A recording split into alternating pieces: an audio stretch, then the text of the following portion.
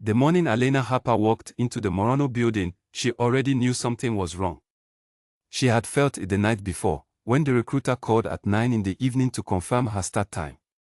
Recruiters did not call at 9 in the evening. They sent emails. They left voicemails. They did not call with a voice so carefully calm that it sounded rehearsed, the way a person sounds when they are trying very hard not to say too much. Elena had taken the job anyway. She was 26 years old, behind on rent by 6 weeks, and her previous employer had gone under without warning, leaving her with a final paycheck that bounced twice before the bank gave up on it. The position at Morano Logistics paid 3 times what she had been earning. The office was in the financial district. The benefits package was listed in the job posting with the kind of confidence that suggested the company had never once worried about whether it could afford to offer them. She told herself it was a shipping company. Lots of shipping companies were boring and legitimate and employed thousands of people who never once had a reason to ask where the cargo actually came from. She told herself she was going to sit at a desk, process numbers, and go home at the end of every day with no more weight on her shoulders than a sensible person ought to carry. She was good with numbers. She had always been good with numbers. Her mother used to say that Elena could find an error in a balance sheet the way other people found typos, fast, without trying, almost by accident. The lobby of the Morano building was made of dark stone and polished glass. A security guard sat behind a desk that was too large for him, watching Elena with the flat, unbothered expression of someone who had been watching people walk through that door for a very long time and had decided none of them were particularly worth remembering. She gave her name. He checked a list that was printed on actual paper, not a screen. He handed her a laminated badge with her photograph already on it, which meant someone had taken her photo from somewhere, her driver's license, perhaps, or her professional profile online, and had it printed before she even arrived for her first day. She clipped the badge to her jacket and did not mention that she found this strange. Her supervisor was a woman named Caroline Briggs. Caroline was somewhere in her mid-40s, with short brown hair and reading glasses that she wore pushed up on her forehead at all times, never actually over her eyes. She moved through the office quickly and spoke the same way, fast, direct, as if the words had been standing in a queue and she was simply clearing the backlog. She was not unfriendly. She was efficient in the way that certain people are efficient when they have been in a place long enough to stop wasting energy on things that do not matter to the work. The accounting department was on the 4th floor. It was quiet up there. Quieter than any accounting department Elena had ever worked in, and she had worked in 3. In her experience, accounting departments had a low, constant hum of activity, keyboards, phone calls, the occasional sharp exhale when someone found a number that did not match something it was supposed to match. This floor had none of that. People worked in near silence. They did not look up when she was introduced. They nodded, returned to their screens, and continued typing as if her arrival were simply a weather event passing through, noted and then moved past. There were 7 desks in the main room. Elena was given the 8th, near the window, with a direct view of the street below and enough distance from the other desk that it felt, she thought, less like a workspace and more like a position. She sat down, logged into the system with the credentials Caroline provided, and began going through the onboarding documents. Standard forms. Tax paperwork. A non-disclosure agreement that was 4 pages longer than any she had signed before, filled with language that circled back on itself in ways that made it genuinely difficult to pin down exactly what she was agreeing not to say or to whom. She signed it. She told herself this was what you did on the first day of a new job. You signed the document and trusted that the strangeness would become familiar. By noon, she had a system login, a company email address, and a clear sense of what her daily responsibilities would involve. She would process invoices. She would reconcile accounts. She would flag discrepancies and report them to Caroline, who would report them upward through channels Elena had not yet mapped. Simple, clean work. The kind of work she could do thoroughly with half her attention, which meant the other half would be free to notice things. She ate lunch alone at her desk because no one invited her to do otherwise, and she was not the kind of person who pushed herself into conversations she had not been welcomed into. From her window, she watched a long black car pull up to the front of the building below. 2 men got out first. They stood on either side of the rear door for a moment before a third man stepped out onto the pavement. Elena did not know who he was. She noticed him only because of the way the other two moved around him, not protective exactly, but attentive, the way people move around something they know is not fragile but treat as though it is, out of long practice and genuine regard. The man was tall, with dark hair going silver at the temples. He wore a suit that was neither loud nor forgettable. He did not look up at the building before entering it. He walked with the unhurried, absolute confidence of someone who has never once had to wonder whether there was room for him somewhere. Elena turned back to her screen. She had work to do, and watching strangers in the street was not part of it. By the end of the first week, she knew the names of 4 of her 7 colleagues. By the end of the second, she had learned that 2 of them had worked on that floor for over a decade and still did not have lunch together. By the end of the third week, she had noticed that the filing system she had been given access to was incomplete. There were gaps in the records, not missing files in any obvious sense, but accounts that appeared in certain transaction logs and then did not appear in the corresponding source documents she had been given. Reference numbers that pointed to records she could not find in any directory her credentials would open. She mentioned it to Caroline, carefully. She used the word curious instead of wrong. She framed it as a question about where she might find the rest of the supporting materials, not as an observation about the materials themselves. Caroline had looked at her over the tops of her permanently elevated glasses and told her not to worry about anything outside her assigned accounts. Elena had nodded and said of course, and gone back to her desk, and done exactly that for the next 2 weeks. She was good at following instructions. She was considerably better at noticing things she was not supposed to notice, and considerably better still at remembering them long after the moment for noticing had apparently passed. On a Tuesday in her second month, she passed the man from the black car in the hallway outside the 4th floor copy room. He was walking in the opposite direction, accompanied by the same 2 careful men from the street. He did not look at her. She moved to the side of the hallway the way people instinctively do when someone with that kind of presence is approaching, not from fear, not entirely, but from something older and less articulate, the body's immediate and wordless acknowledgement of a hierarchy it has not been told about but has already understood at some level below thinking. He passed. The hallway returned to being just a hallway.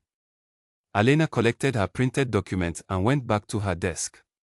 She overheard his name that same afternoon. A brief exchange between 2 colleagues near the coffee machine, which ended quickly when one of them noticed Elena standing nearby.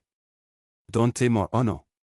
She had heard the name before, vaguely, connected in her mind to shipping, to property, to the kind of news articles that were always carefully worded and never quite said directly what they seemed to be circling around.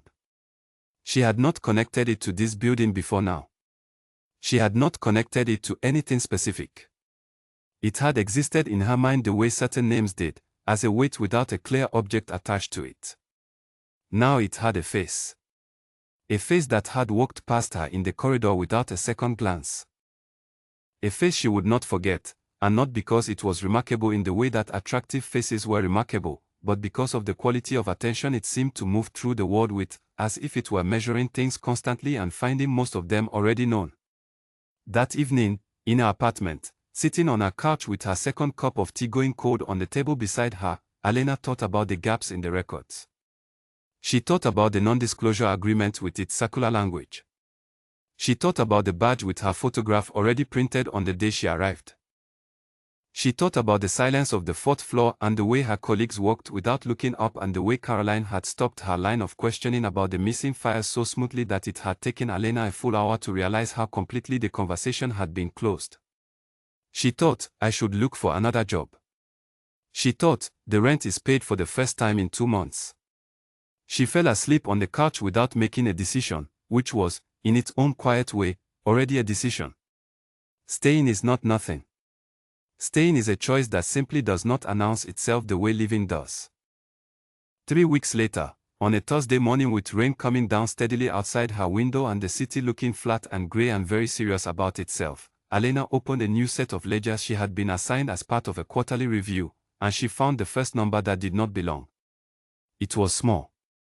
That was the thing about it, it was the kind of small that could have been a rounding error, a data entry mistake, the kind of thing that happened in every company and meant nothing at all. Elena had spent 5 years correcting for rounding errors and entry mistakes. She could identify them in seconds.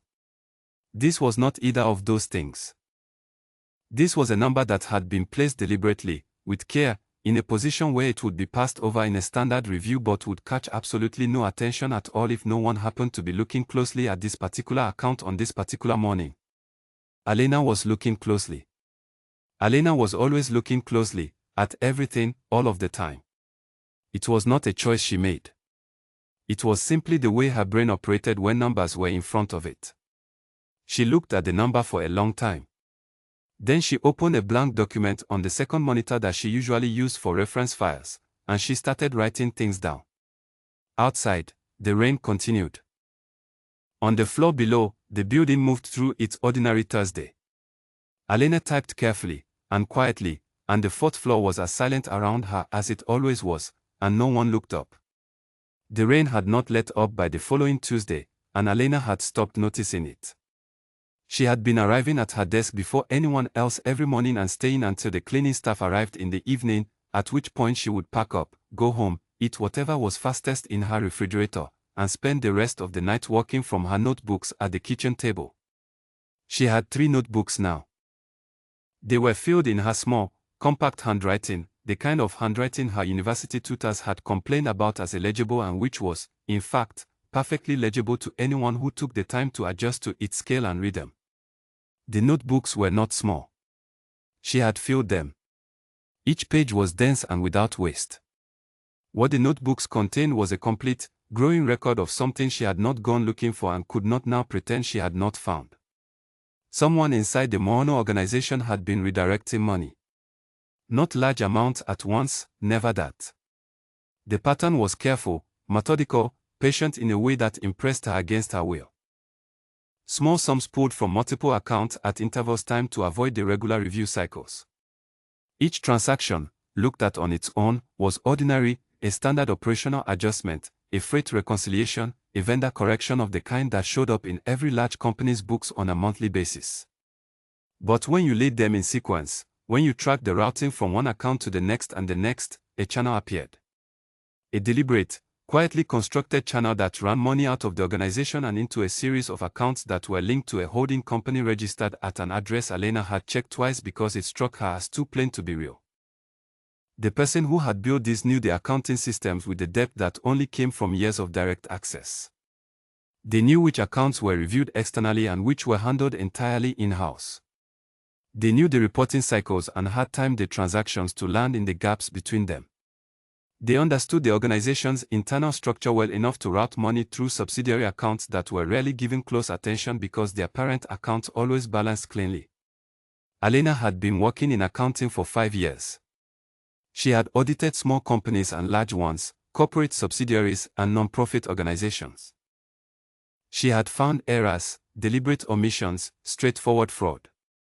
She had never found anything built with this particular combination of patience and precision. Whoever this was, they were not new to it. They had been doing it for years and they understood that the most durable way to steal from someone was to never let them feel the weight of what was gone. She kept her expression entirely neutral at her desk during the days she was building the picture. She had learned, in her months on the 4th floor, that expressions on that floor were noticed even when eyes appeared to be focused elsewhere. She had learned that things said quietly between 2 people could arrive in unexpected places by end of day. She processed her assigned accounts on schedule, filed her weekly summaries to Caroline on time, exchanged the brief pleasantries of coworker interaction at the appropriate moments, and every evening she carried her notebooks home in her bag, under her umbrella when it was raining, which it nearly always was that month. By the end of the 2nd week, she had traced the source to a set of accounts managed by a man named Gregory Lane. She knew Gregory by sight, the way everyone on the 4th floor knew him, not because he worked there, but because he moved through it regularly on his way between the 2nd floor offices and meetings on the upper levels. Gregory Lane was the head of operations. He was in his middle 50s, lean and carefully dressed, with the particular ease of a person who had spent a long time being listened to without having to ask for it. When he walked through the 4th floor, he nodded at the people at their desks the way a person nods at things they are fond of but do not need anything from. A comfortable, Distant warmth. Elena had found the internal personnel records one evening when she was alone on the floor and the cleaning team had not yet arrived. She had accessed them with credentials she was not specifically authorized to use for that purpose, and she had done it quickly and without leaving anything open on her screen when she heard the elevator. Gregory Lane had been with the organization for 11 years. 11 years at the level of access his role required.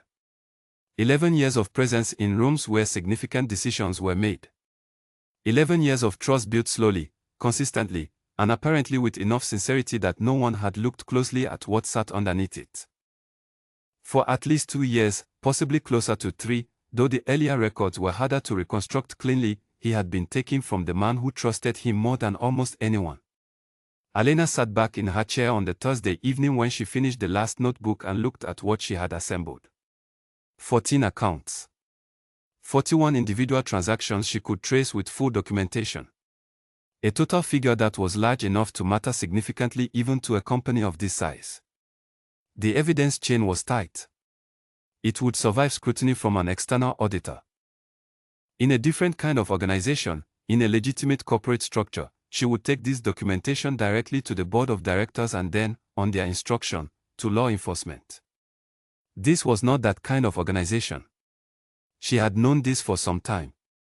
She had known it the way you know something you have been deliberately not looking at directly, sideways, in the peripheral vision of your thinking, present and sense but never quite named out loud. The gaps in the public records she had found when she first researched the company before accepting the job. The accounts that appeared in internal logs and then did not appear anywhere that external parties could access. The cash transactions recorded against shipments that, when she cross-referenced the shipping manifests, had sometimes not existed in any traceable form. The phone calls that happened in the corridor between the elevator and the fire exit, short, low, ending abruptly when she appeared.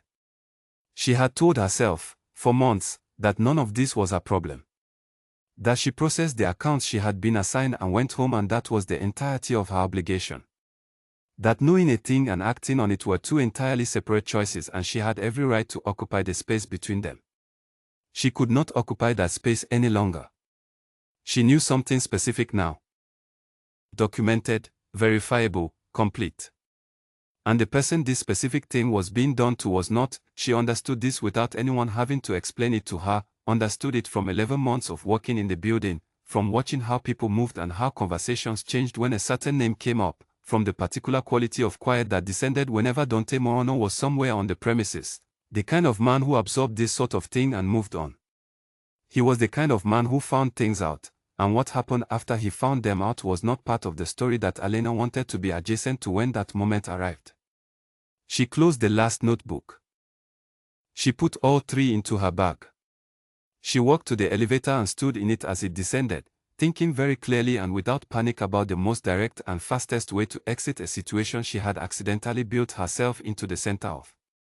She went home. She did not sleep before 2 in the morning. She sat at her kitchen table with the notebook spread out and her phone face down beside her and she made a list of her realistic options. At the top of the list, circled clearly, was the option she kept returning to: write a resignation letter, give no specific reason, and leave before anyone had a reason to examine what she had noticed or how far she had taken it. She wrote the letter that night. 7 drafts, each one getting shorter and cleaner, until the 8th was 2 sentences that said exactly what needed to be said and nothing else. Professional. Plain. The kind of letter that ends a professional relationship without beginning a conversation. She folded it. She put it in her bag with the notebooks. She would deliver it in the morning. She would go in early, before the floor filled up, place the letter on Caroline's desk, collect the small number of personal items she kept at her workspace, and walk out. She would find another position, something smaller and quieter and completely uninteresting, somewhere that no one would want her to look closely at anything, and she would never again look at an account with the name Morano anywhere in its header. She believed this plan completely. She believed it through the shower and the toast she ate standing at the kitchen counter, and during the 40-minute train ride into the financial district, and in the elevator up from the lobby. She believed it when the doors opened on the 4th floor and she stepped out and turned toward her desk to collect what she needed. And then she looked toward the lobby, because something made her look, some quality of the air or the sound or simply the presence of something that had not been there before, and she saw Dante Morano standing near the front entrance of the building. He was not blocking the door. He was simply standing near it, with his hands in the pockets of a dark jacket, in the particular way that certain people occupy space, as if the room has arranged itself around them rather than the other way around. He was speaking in a low voice to a man Elena had not seen before. The conversation ended the moment Dante turned his head and saw her. He looked at her across the lobby in the way that a person looks when they have been waiting for someone and the someone has finally arrived. It made no sense. She had not told anyone she was leaving. The letter was in her bag, undelivered, unknown. She had done nothing this morning except arrive earlier than usual. He said nothing for a moment. The man he had been speaking to took a half step back. 3 other people in the lobby continued whatever they were doing, and yet the lobby felt, to Elena, as if it had become quieter. Then Dante Morano said, without raising his voice, without any particular emphasis, in the steady and unhurried way that he seemed to say everything, "Don't leave until you tell me the truth." Elena's hand, which had been holding the strap of her bag, went still. She did not know precisely how long she stood there. Time did something odd in that moment, the way it sometimes did when a situation arrived so precisely contrary to every plan she had made that her brain required an extra second to accept it as real. She did not reach for the door. She did not look away from him. She understood, with a clarity that had nothing to do with rational calculation, that the distance between where she was standing and the exit behind him was not a distance she could cross right now. Not because he would prevent her physically, she was not certain he would. But because something had shifted in the room when he spoke, and walking through that door would require pretending she had not heard him, and pretending was not something she was built for. She had tried it, in small ways, throughout her months in this building, and it had never quite worked the way it was supposed to. She was not going to be able to pretend now. "All right," she said. Her voice came out steadier than she had any right to expect. He turned slightly toward a short corridor on the far side of the lobby, away from the front door, away from the security desk, toward a meeting room she had noticed before but never entered, its door propped open and the light inside it warm and ordinary looking. He did not tell her to follow. He simply moved in that direction in the way that people move when they are confident that the space behind them will be filled. Elena followed. She was aware of this as a choice. Aware that the front door was still behind her, that the street was behind the door, that her plan was still technically intact, folded in her bag. She followed anyway, because the alternative, walking away from a conversation that had already begun and would, she understood, simply continue in some form she had less control over, was worse. She walked into the meeting room. She heard the door close. She sat down in the nearest chair, because her legs had made the decision before her mind could organize a preference. Dante sat across from her. He did not lean back. He placed both hands flat on the table and he looked at her with an expression she could not clearly name, not angry, not threatening, not any of the things she had, at various points over the past 3 weeks, imagined this moment containing. He said, "Tell me what you found." And Elena, who had been quiet and careful and nearly invisible in this building for the better part of a year, understood that the time for any of those things had passed. She opened her mouth and began to speak. She started at the beginning, with the small number on the Thursday morning, the rain on the window, and the blank document she had opened on the second monitor. And she did not stop. She had expected him to interrupt her. That was the thing she had prepared for, almost unconsciously, during the walk to the chair and the first few seconds of sitting across from him. She had expected the careful, managing interruptions that powerful people use to redirect a conversation, the question inserted before she could complete a thought, the reframing that shifted the ground beneath what she was saying without appearing to do so. She had watched people in positions of authority use those tools her entire professional life. They were so common she had stopped fully noticing them. They were simply part of the grammar of a certain kind of conversation. Dante Morano gave her none of that. He sat across the table with his hands flat and his eyes steady and he listened. Not the performed listening that people did when they were waiting for a pause long enough to speak into. Genuine listening, The kind that has a quality of its own, a particular stillness, a quality of attention that you feel differently in your body than the alternative, though it would be difficult to explain exactly how you tell the difference. Elena had only ever met a handful of people capable of listening like this. Her mother was one. A professor she had briefly had in her second year of university. And now, improbably, this man. She did not soften the material. She did not look for places to smooth the edges of what she had found, make it easier to receive, arrange it so that the truth arrived with some distance between it and the ear of the person receiving it. She spoke about the accounts the way she always spoke about accounts, plainly, in sequence, with the evidence laid out in the order she had assembled it. She walked him from the first number to the last the way you walk a person through a building you know completely, room by room, letting them see each thing before you move to the next so that by the end they have the whole floor plan in their head and know where they are standing. The name Gregory Lane arrived at the end of the walk, in the final room. She said it without pausing, without building toward it, without any of the softening techniques she might have used in a different context. It was the name the evidence pointed to. It was the answer at the end of the account. She said it, and it landed between them in the particular way that certain facts land when they are both completely documented and completely unwanted. Dante did not react the way she had anticipated. She had thought about this. She had spent an embarrassing amount of time over the past 9 days thinking about how he might react when she reached this name, because the name was not a subordinate employee or a junior contractor. It was a man who had been in this building for 11 years.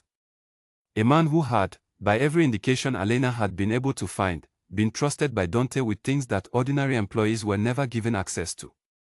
She had imagined anger. A particular kind of controlled, cold anger, the kind that was more frightening than the loud kind because it took up less space and went deeper.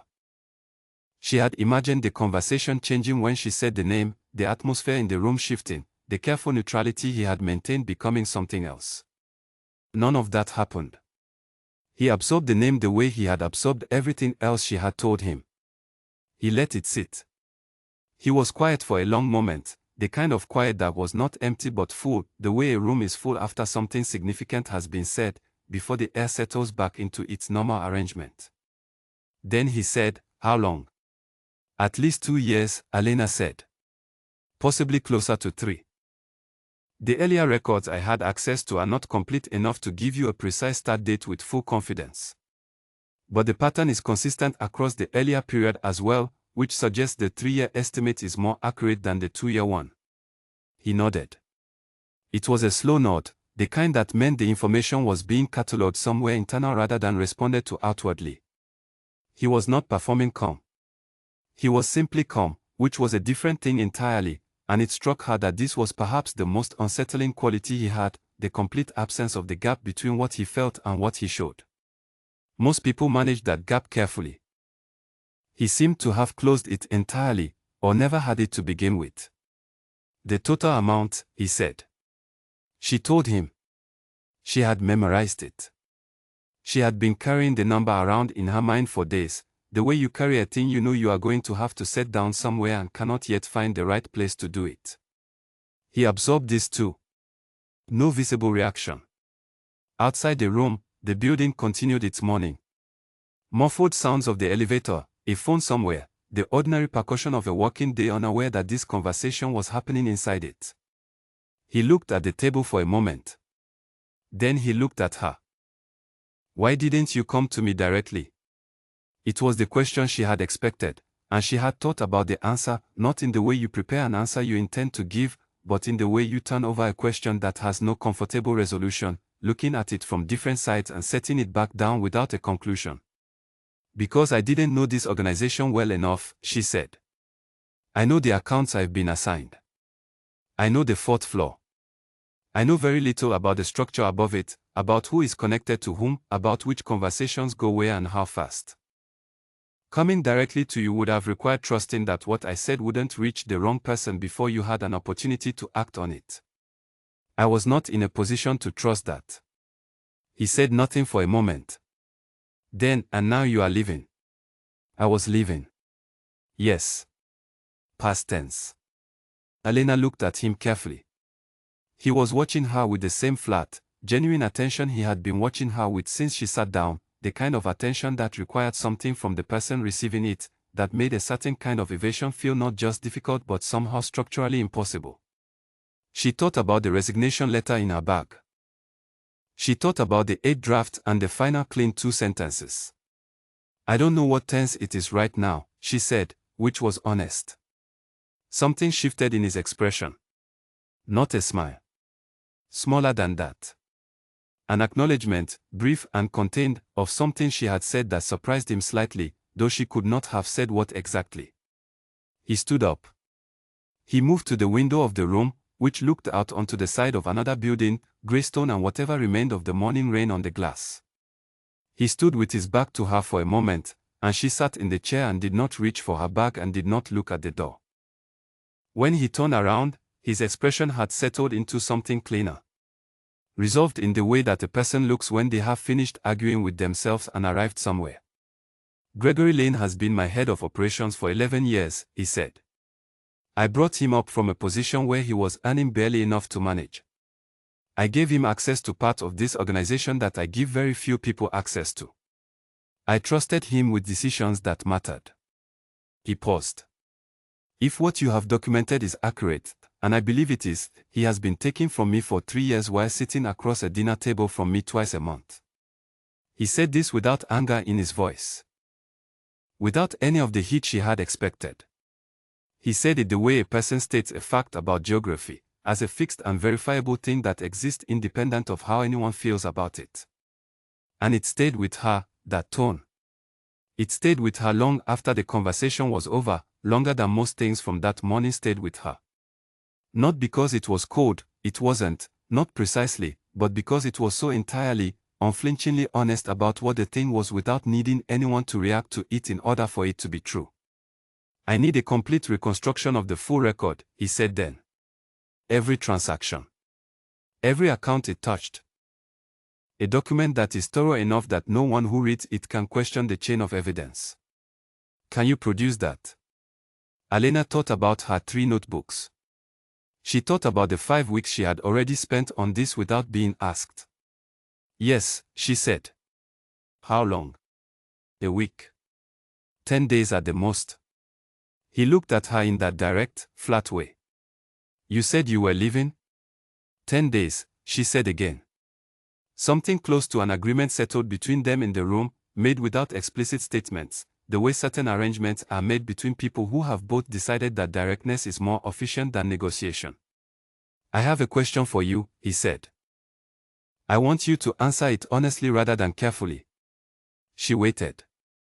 "Why did you build the entire case before you left?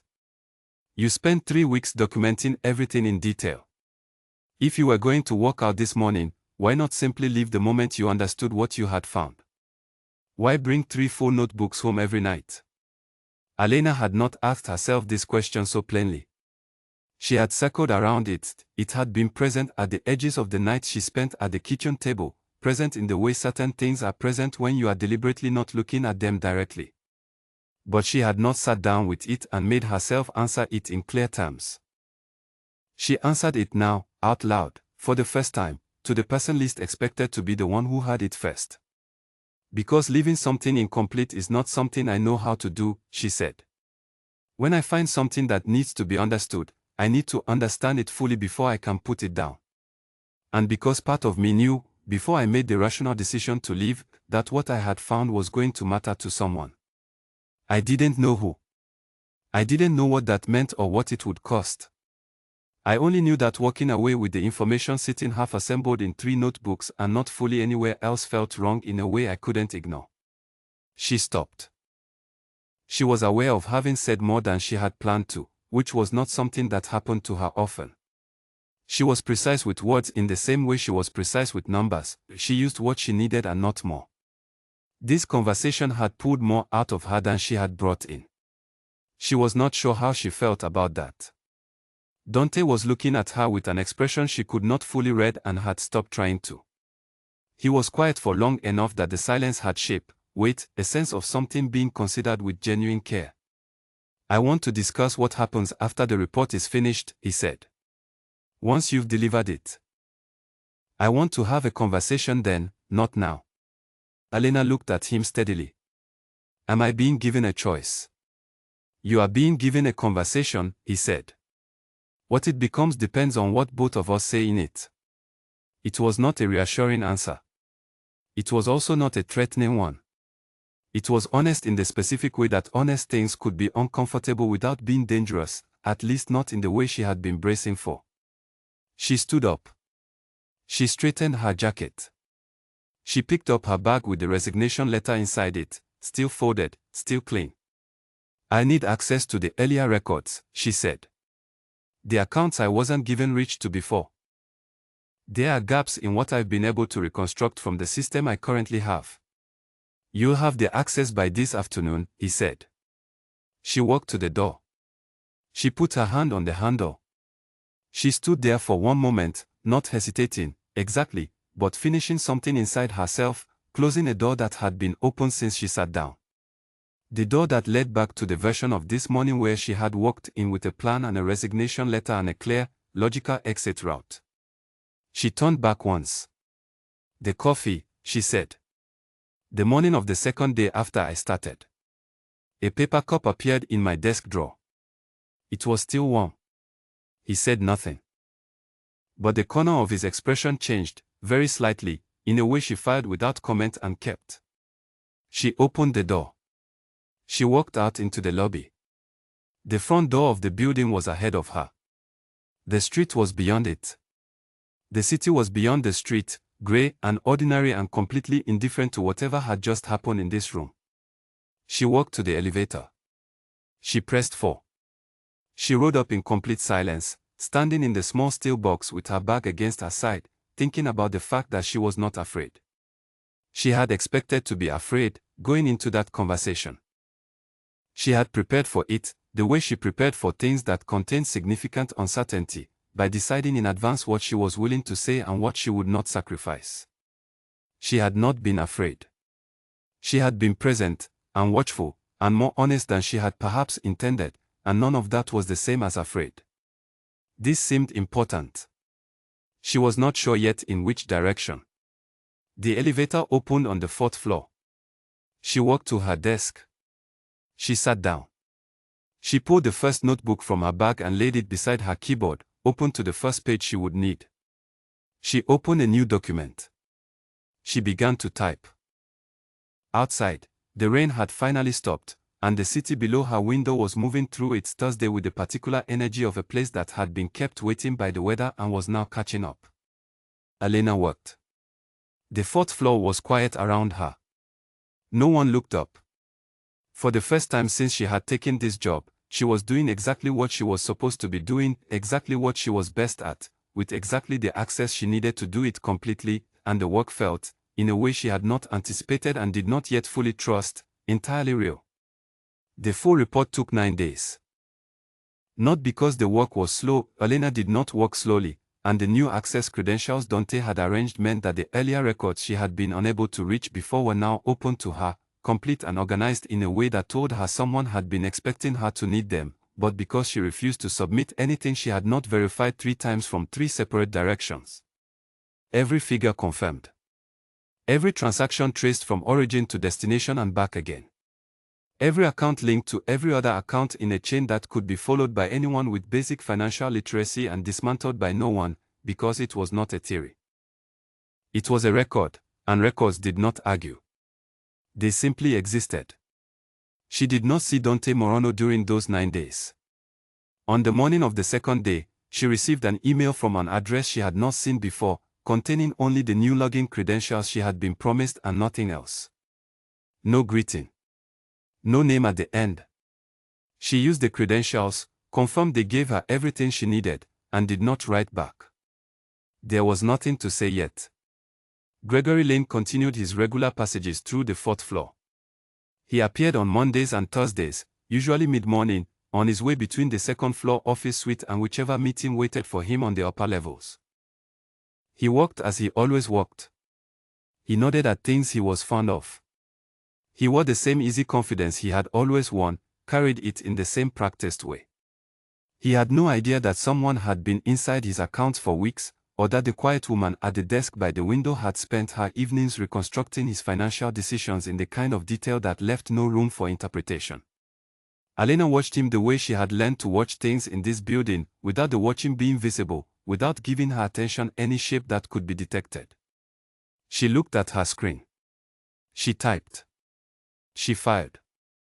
He passed, and the floor was briefly aware of his presence, and then he was gone down the hall and the awareness settled again like dust.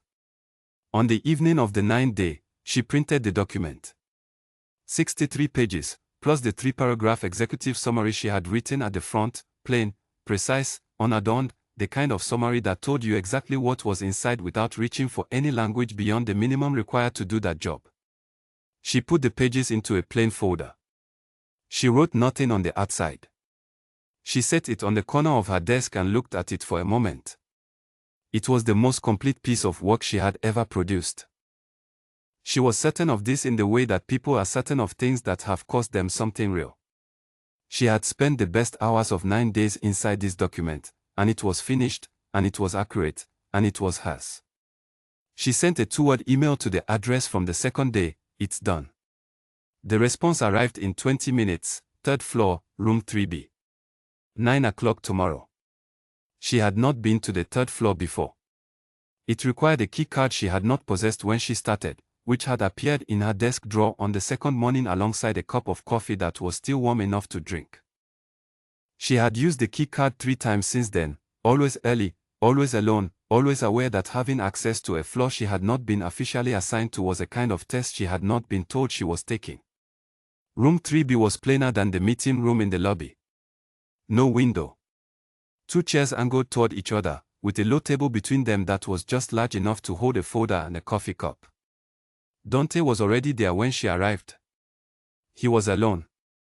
This surprised her more than she expected. She had grown accustomed to him having people nearby, the 2 men from the black car, other presences that she did not always see clearly but sensed.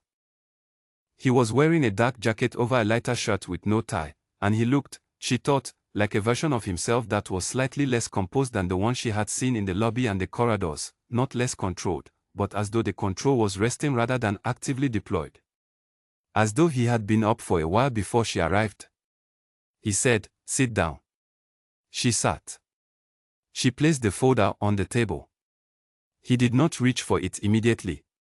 9 days, he said. "I told you 10 at the most." "You did." He opened the folder. He went to the executive summary and read it without speaking. Then he turned to the first full page of the report and kept reading. He spent just over 20 minutes going through the document. She watched him read. She was good at reading people in the way that people who spent most of their time focused on data became good at it, catching the small changes in expression and posture that were more revealing than the larger ones. His face changed very little. He read the way she built things, carefully, in sequence, without skipping ahead to the conclusion before he had the full structure in place. When he set the folder down, he looked at her with an expression that was neither pleased nor displeased.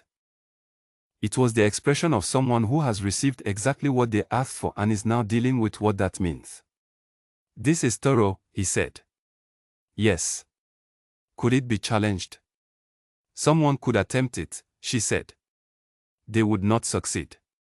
The chain of documentation doesn't rely on interpretation at any point. It's all source material." He was quiet. He looked at the folder. Then he said, "Gregory Lane left the city 4 days ago." Elena had not expected this. She kept her face still. "Before I finished the report. I had enough before the report." He met her eyes. "Your report is the complete record." "I needed the complete record before I could do anything that required it to exist. But I knew enough to move earlier." He paused. "I didn't tell you because I didn't want what you were building to be influenced by what I already knew. I needed it to be wholly yours. Independent. Unaffected." She understood this. The logic of it was clean. She did not say so. "What I want to talk about now," he said, "is what comes next for you." She had been expecting this. She had thought about it the way she thought about difficult conversations in advance of having them, deciding what she was prepared to say, what she would not surrender, and then remaining willing to set the structure aside completely if the conversation moved somewhere she had not mapped. She had prepared for several versions of this conversation. She was not certain which one she was in yet. "I do not have a senior financial analyst," he said. The person who held the position before you arrived could not be described as analytical. She reviewed what she was given and reported what she saw and never once asked whether what she had been given was the complete picture. The accounts she managed were clean by the time they reached her because people understood she would not look further than clean. "I look further than clean," Elena said. "You looked further than anyone asked you to. You built something no one authorized you to build, using access that was technically outside your assigned scope, based purely on a number you found by accident in an account that was not the account it was hidden inside. And then you carried it around in 3 notebooks for 3 weeks before deciding to leave." He looked at her steadily. "That is not a description of someone who works inside the lines she's given." "No," she agreed. "I want someone who works outside the lines when the lines are wrong," he said. "I want someone with full access to every account in this organization, not the 4th floor accounts, not a selected subset. Everything. I want someone who can request records from any department at any time, and who can bring me what she finds directly, without it passing through anyone else first." Elena looked at the folder on the table. She thought about what full access meant in an organization like this one. She thought about what it meant to find things in such an organization and bring them to the person at the top of it. She thought about Gregory Lane walking through the 4th floor twice a week for 11 years and never once being looked at closely enough. "I have conditions," she said. He showed no surprise. "Tell me." "I report to you directly and to no one else. No other person in this organization has authority over my access or my findings. If someone attempts to limit what I can reach without your explicit instruction, I bring it to you and we address it then." "Yes," he said. "I keep independent copies of everything I produce. Secured and stored somewhere you don't control. Not because I intend to use them against you. Because copies are the only thing that guarantee my work remains my work and cannot be altered or removed without the alteration being detectable." He was quiet for a moment. This one required more from him than the first. She watched him think through it, and she appreciated that he actually thought through it rather than dismissing it or agreeing too quickly. Both would have meant something she would not have liked. "Yes," he said. "And I need you to understand something about how I work," she said. "I am not capable of selectively noticing. I cannot see something and then unsee it because it's inconvenient. I cannot decide that a certain account or a certain pattern is outside my concern because of who it belongs to or what it connects to. If I find something, I will tell you. Not all of it will be welcome. Some of it may involve people closer to you than Gregory Lane was. I cannot adjust what I find based on what would be easiest to hear." She said it plainly, without softening it, because it was the most important thing and if he was going to refuse it there was no point in discussing the rest. He looked at her for a long time. "That," he said, "is the only reason this conversation is happening." Elena sat with that for a moment. She picked up her bag from the floor beside the chair. The resignation letter was inside it, still folded, still clean, 2 sentences long. It had been in the bag for 9 days. She had not thought about it during those 9 days, not because she had forgotten it was there, but because thinking about it would have required thinking about the choice it represented, and she had needed all of her thinking for the report. She thought about it now.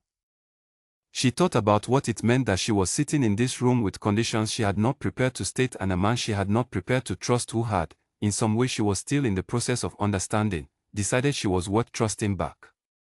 "When do I start?" she said. "You've already started," he said. "You started 9 days ago." She stood. She walked to the door. Her hand was on the handle when she stopped, not from hesitation, but from the need to close something before it became the past. She turned. "The offer," she said. "Is it permanent, or does it last until the first time I bring you something you don't want to hear?" He looked at her across the room. You already brought me something I didn't want to hear, he said. You're standing at the door having a conversation about your future. Elena nodded. She turned the handle. She walked out. The third floor was quiet around her. The elevator was there when she pressed the button, as if it had been waiting. She rode up to the fourth floor. She sat at her desk. She opened her laptop. The resignation letter stayed in her bag, where it had been for 9 days, and where it would stay for a while longer, not because she had decided anything definitive, but because, for the first time since she had walked into this building, she was exactly where her particular set of skills had always been trying to take her. And she was not yet ready to give that up for the clean, ordinary alternative she had spent 9 days telling herself she wanted. She opened a new account file. She began to read. 1 year is long enough to learn the shape of a place. It is long enough to understand which doors are always locked and which only appear to be. Long enough to learn which silences are empty and which are full of things being decided. Long enough to stop being surprised by the things that happen in a building like this one and to start simply seeing them clearly, the way you eventually stop noticing the particular smell of a room you spend enough time in and start noticing everything else inside it instead. Elena had been in the senior position for a year when she realized she had stopped thinking about leaving. The realization did not arrive as a moment. It had none of the clarity she associated with decisions, no clear before and after, no sense of a door closing. It was more like noticing, one ordinary Tuesday afternoon, that something she had expected to feel had not been present for a while. She was sitting at her desk in the office on the third floor. She had an office now, properly hers, with a door she could close and a window that looked out over the financial district and a desk that was the right size for the amount of work she did at it, and she noticed that she was not measuring this place against somewhere else. Was not holding herself slightly at a distance from it, one hand on an exit that had, without any single decision being made, been let go of somewhere in the past 12 months. The year had not been uncomplicated.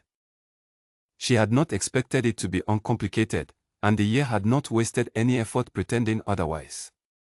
In the first month of the new role, she had found 3 additional irregularities in accounts she had not previously had access to. None of them were on the scale of what Gregory Lane had constructed. They were smaller, less patient, the kind that emerged from people who were opportunistic rather than methodical.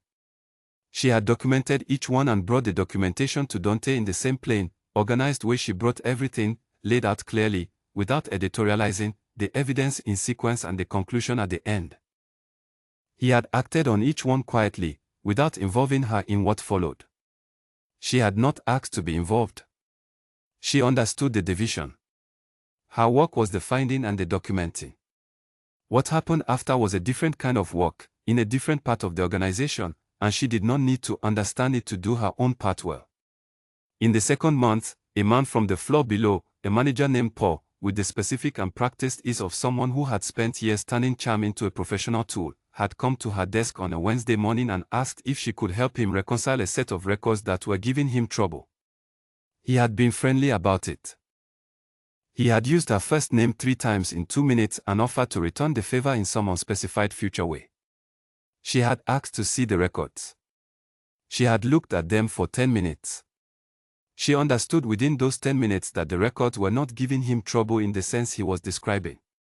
They were giving him a documented history of something he wanted to make undocumented. He was not asking for help with reconciliation.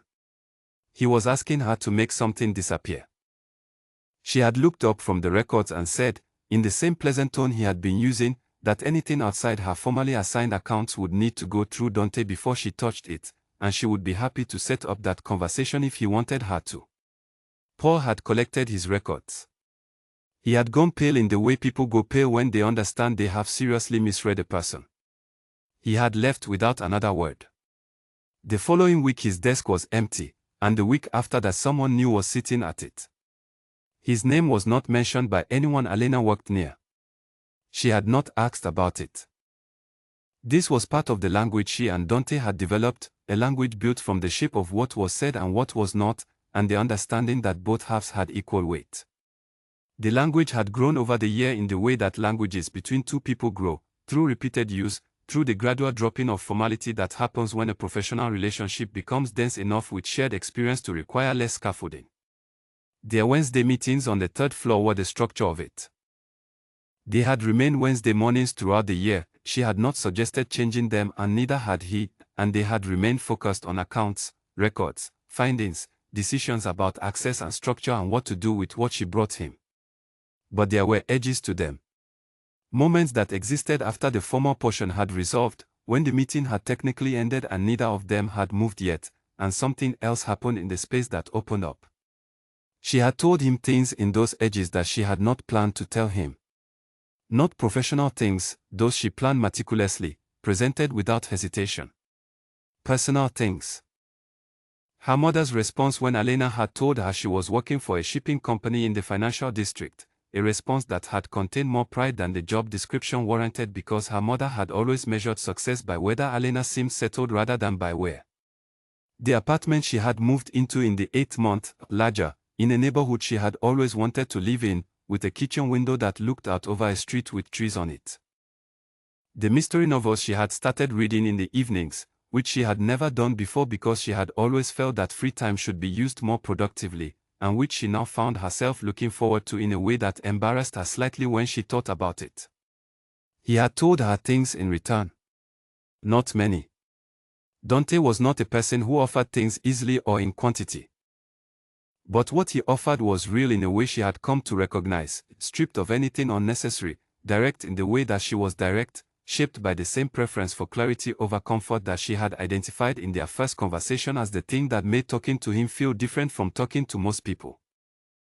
He had told her, one Wednesday in the 9th month, that he had begun this work, not this specific business, but this kind of work, the kind that operated in the spaces between official structures, at 19 years old, at the instruction of a man he had trusted in the way that people without fathers trusted certain men who arrived at the right moment, which meant without asking enough questions. By the time he understood what he was inside, he was too far into it for the exit to be uncomplicated.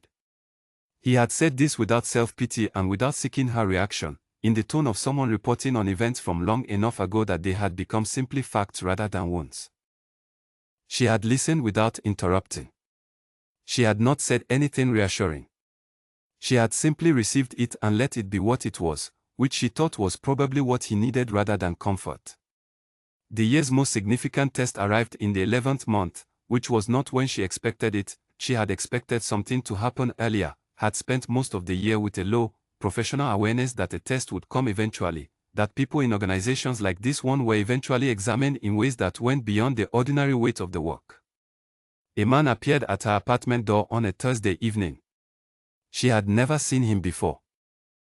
He was dressed well and moved with the careless ease of a person who was accustomed to having things arranged for him.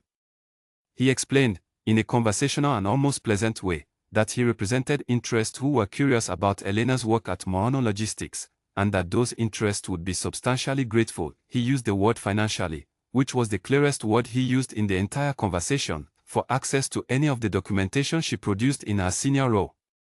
He explained this completely, the way someone explains something they expect to be accepted.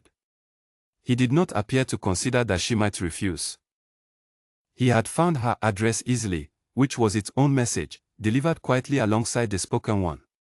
She listened to all of it. She offered him a glass of water, which he declined. She said she needed 2 days to think about it and that he should come back then. He agreed, pleasantly, and left. She waited until his footsteps had faded from the corridor outside. Then she picked up her phone and called Dante. It was the first time she had called him outside their scheduled Wednesday meetings. She had the number. It had been given to her at the start of the senior role, as a matter of practical necessity, but she had never used it, because the Wednesday mornings had always been the appropriate structure for what she needed to bring him. She had never before had something she needed to bring him outside that structure. He answered on the second ring. She told him everything. The man's appearance, his description, every specific thing he had said, the address he had apparently found without difficulty, the nature of the offer, the timeline she had given him. She reported it the way she reported everything, completely, in sequence, without edits. She did not speculate about who the interests were. She gave him the fact and stopped. He listened without a sound until she was done. Then he said, "Thank you." She waited. "Don't be in your apartment on Wednesday," he said. "Stay somewhere else for the next several days. I'll contact you when it's resolved." She had stayed with Caroline for the week. Caroline had a spare room that smelled faintly of cedar and a bookshelf packed with mystery novels, and she had asked no questions, which Elena was grateful for. They had eaten dinner together twice that week at the kitchen table, talking about unrelated things, a film Caroline had seen, a family visit Elena was planning in the coming month, a restaurant they both wanted to try in the neighborhood. Normal things. Things that had nothing to do with the fourth floor or the third floor or anything that happened in either place. Elena had found these conversations deeply and unexpectedly valuable in a way she could not have described clearly to anyone who had not spent 11 months working in the particular atmosphere of the Morano building. Dante had sent a message on the Friday, 2 words, just as his first email had been 2 words, consistent in his economy with language even across very different contexts. "It's resolved." She had gone back to her apartment that Saturday. She had not asked what resolved meant. She had not raised the subject the following Wednesday. She understood that certain things in this organization existed in a space where her role ended and another began, and that understanding that division clearly was part of how she had lasted a year in a place where the person before her had not been capable of it. She had noticed, sitting at Caroline's kitchen table on the Thursday evening with a mystery novel open and tea going cold beside it, that she was not frightened.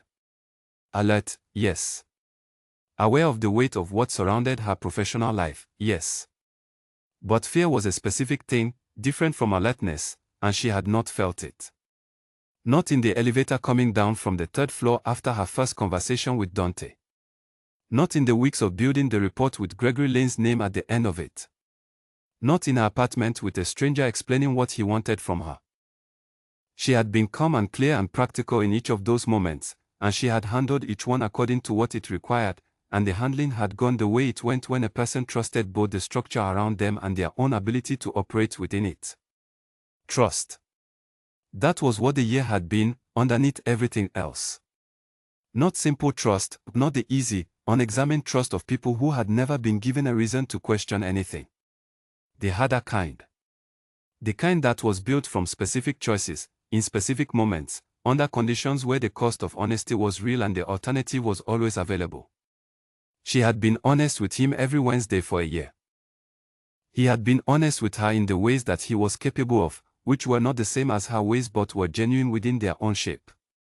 They had built something from that, something she did not have a clean name for, did not try to name, because naming it would have required reducing it to a single thing when it was clearly more than one.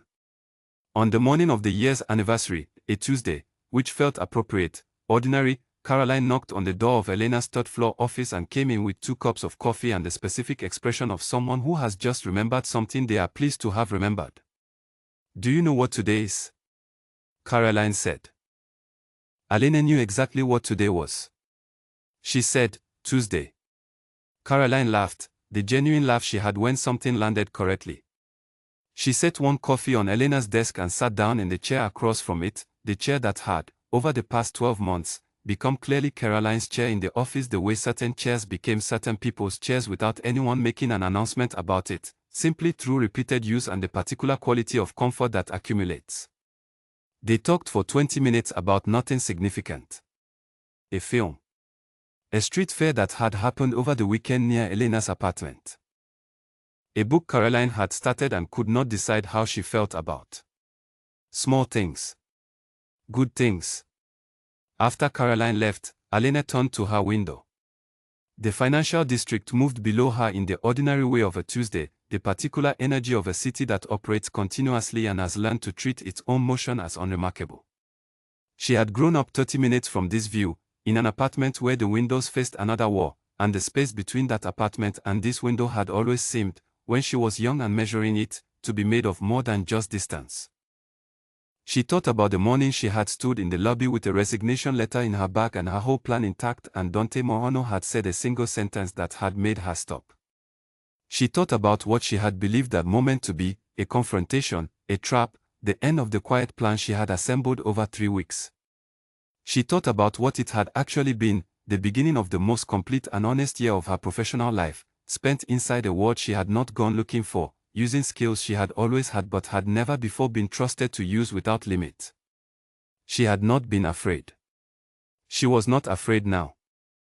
She had been honest, and careful, and direct, and precise, and those things had been, in this particular place with this particular person, not just tolerated but genuinely valued. She had brought difficult things to a difficult man and he had received them without punishing her for the bringing. She had told him the truth about what she found and what she thought and what she needed, and the year that had followed had been, for all its weight and complexity and the things she chose not to look at too directly, the most professionally alive she had ever felt. She turned back to her desk. There was a new set of accounts waiting, a subsidiary she had not previously had access to, a chain of transactions that she could already tell, from the first page, was going to require careful and extended attention. She pulled the folder toward her. She picked up her pen. The door behind her was closed. She had closed it herself when she arrived that morning. She had not thought about the fact that she was closing a door. She had closed it the way you close a door when the room on the other side of it is yours and the work inside it is real and you are, in whatever complicated and imperfect sense the word is capable of carrying, exactly where you are supposed to be. She opened the first page. She began to read. Outside, the city continued, and the morning was clear, and there was nothing in it that felt like an ending.